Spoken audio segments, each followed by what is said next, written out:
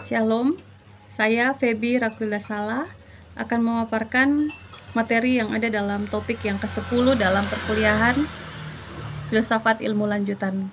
Dalam topik yang ke-10 ini membahas tentang paradigma prapositivisme, positivisme dan positivisme logis, dan juga paradigma neopositivisme dan postpositivisme, serta membahas juga tentang siklus empiris.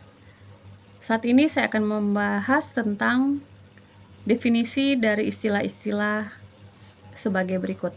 Yang pertama, prapositivisme, yang memandang realitas sebagaimana adanya, meyakini bahwa ilmu pengetahuan merupakan satu-satunya pengetahuan yang valid.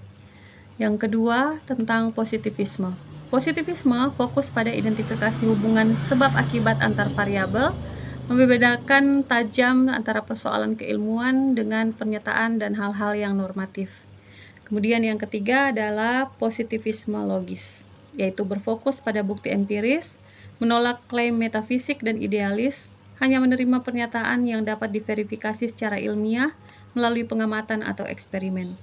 Kelebihan dari positivisme logis adalah sebagai berikut: dapat menghasilkan pengetahuan yang konkret, pasti dan valid, kemudian mendorong kemajuan di bidang fisika dan teknologi, menekankan aspek rasional ilmiah, dan membangun pengetahuan berdasarkan eksperimen dan bukti empiris.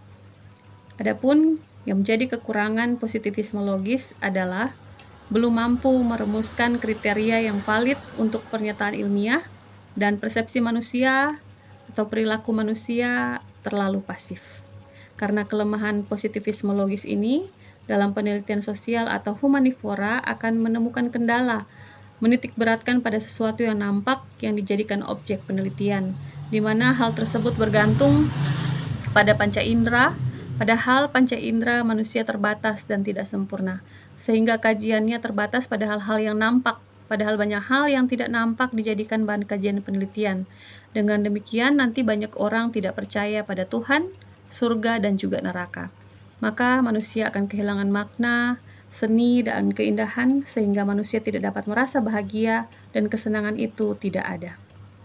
Yang keempat adalah paradigma neopositivisme, adalah aliran filsafat yang menekankan pada pengetahuan ilmiah dan objektif, menitik beratkan pada analisis, statistik, dan ilmu sosial, menekankan pentingnya metode ilmiah dan penilaian objektif dalam pendidikan.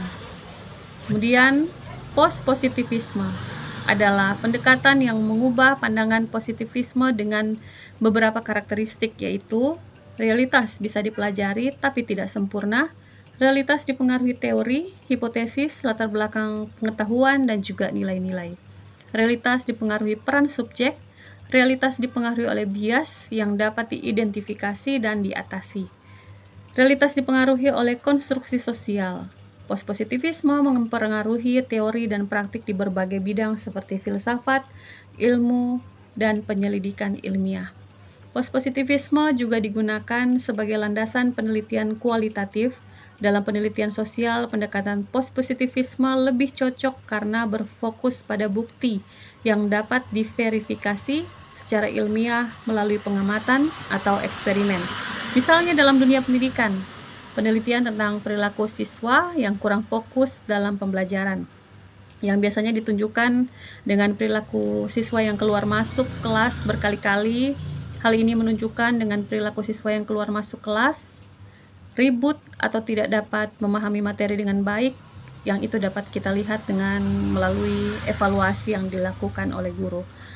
Peneliti dapat membuat pengamatan melalui eksperimen proses pembelajaran dengan metode tertentu dan membuat perbandingannya.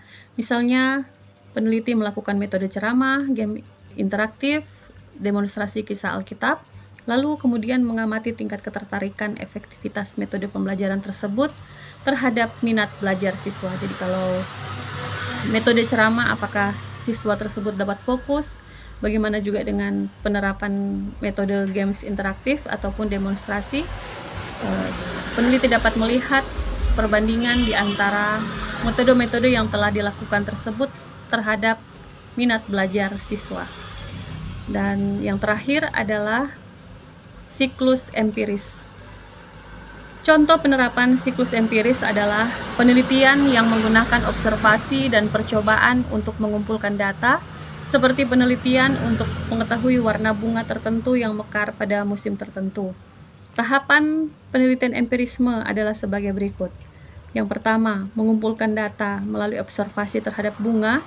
Yang kedua, menarik kesimpulan umum dari data yang diperoleh melalui observasi terhadap bunga. Yang ketiga, mengajukan hipotesis. 4. Melakukan eksperimen terhadap bunga. Dan yang kelima adalah melakukan evaluasi. Pada akhirnya menarik kesimpulan bahwa ternyata bunga tersebut ternyata mekar pada musim tertentu. Demikianlah materi yang ada dalam topik yang ke-10 dalam perkuliahan Filsafat Ilmu Lanjutan. Terima kasih dan shalom.